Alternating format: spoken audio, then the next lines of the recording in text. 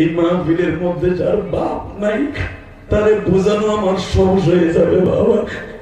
এই মাহফিলে যাদের মা নাই তাদের বোঝানো সহজ হয়ে যাবে। কেন এই দুনিয়ায় এই দুইটা বস্তু কোনদিন টাকা দিয়ে কেনা যায় না।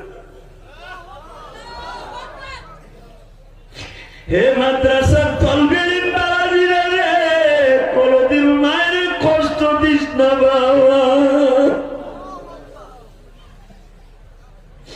এই ইলিয়াসুর রহমান জিহাদি, তোমরা এই ভারতের আসাম রাজ্য আর জীবনে পাইবা কিনা জানি না, তবে কিয়ামতের মাঠে তোমাদের সাথে আমার দেখা হবে।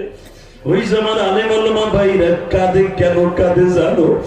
আমরা যখন মাদ্রাসায় পড়তাম, আমার এই ভাই যখন এই মোতামে মাদ্রাসায় পড়তো, মা কাপড়ের আঁচল দিয়ে বাসায় আসতে চেহারাটা মুছাই দিত। বাবা মাদ্রাসায় মনে হয় ডাইলের পানি খাও, আলু ভর্তা খাও, বাবা মনে হয় চেহারাটা শুকায় গেছে।